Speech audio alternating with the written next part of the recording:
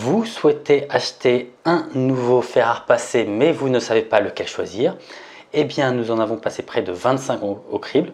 Nous avons lu bien sûr les descriptions marketing, mais nous avons été aussi lire les descriptifs techniques des fabricants lorsqu'ils en publient un. Donc ça permet de vérifier la qualité des matériaux, la qualité des composants électroniques. Ça, c'est un point très important pour une durée de vie optimale des produits. Et à partir de là, ça nous a permis de déterminer quels sont les fers à repasser les plus durables dans le temps. Et donc c'est ce qu'on va voir aujourd'hui. On va vous en présenter 3 dont vous pouvez retrouver la description ci-dessous ainsi que des liens vers ces produits. Donc si ça vous est utile, n'hésitez pas à liker cette vidéo et à vous abonner à notre chaîne. Allez, c'est parti pour le top 3 des fers à repasser.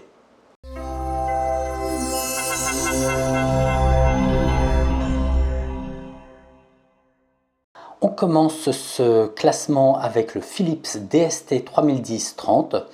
C'est un fer à repasser de très bonne qualité comme les deux autres de ce classement.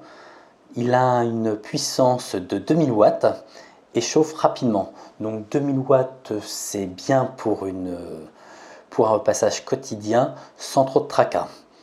Un point important, c'est qu'il dispose d'une semelle dite SteamGrip Plus.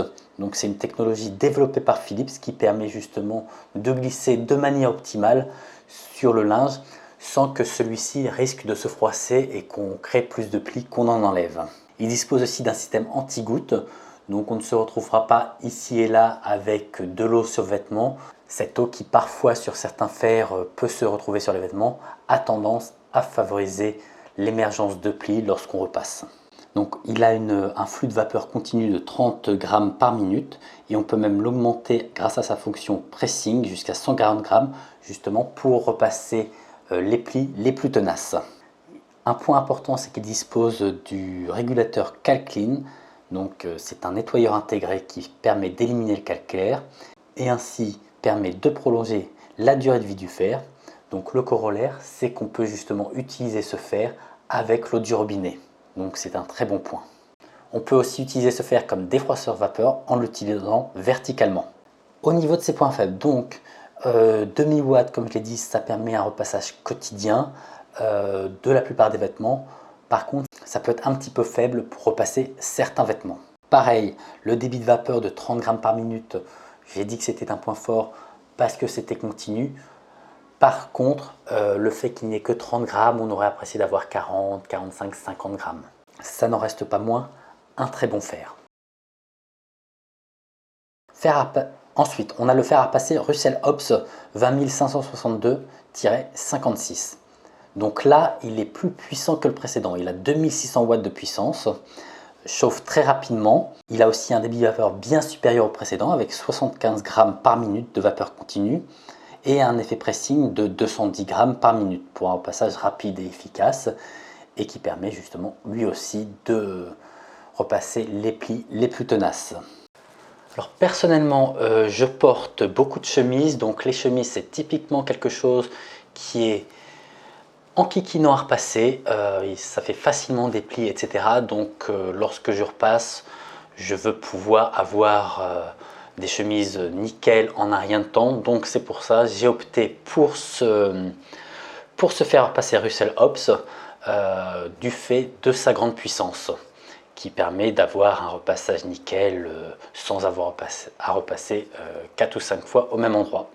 Comme le précédent, il a une fonction auto-nettoyage, donc ça devient la norme chez les fers à repasser de qualité et on peut l'utiliser donc avec de l'eau du robinet. Au niveau de sa maniabilité, il a la poignée Softtech qui est antidérapante, donc il est très agréable à utiliser, très maniable. Au niveau du réservoir d'eau, donc il a une capacité de 300 ml, ce qui est relativement important pour un fer à repasser. Donc on évite d'avoir à rechercher sans arrêt le fer à repasser. Et son cordon de 2 mètres permet de le raccorder directement à une prise au mur sans avoir besoin de fixer une rallonge. Alors par contre, c'est un fer qui est un peu plus volumineux que les autres. Il prend un peu plus de place et donc sera un peu plus compliqué à ranger, mais ça reste tout de même modéré. C'est pas non plus un fer à repasser qui fait 3 fois la taille des autres. Un inconvénient aussi, c'est qu'il n'a pas d'arrêt automatique. Donc si vous le laissez brancher, il continuera à tourner même si vous ne l'utilisez pas. Et enfin, on termine avec le fer à passer Calor FV5519C0. Là, il dispose de la semelle dite Duralium Air Glide de Calor qui permet une glisse optimale et ce qui va éviter de créer des plis supplémentaires. Il a une puissance un tout petit peu inférieure au précédent avec ses 2500 watts, donc on est sur quelque chose de très similaire et il a un temps de chauffe rapide, c'est-à-dire moins de 2 minutes. Donc là, au niveau de la diffusion de la vapeur, on va être moins bien que le précédent avec 40 grammes par minute, mais mieux que le premier, mieux que le Philips qui lui était à 30.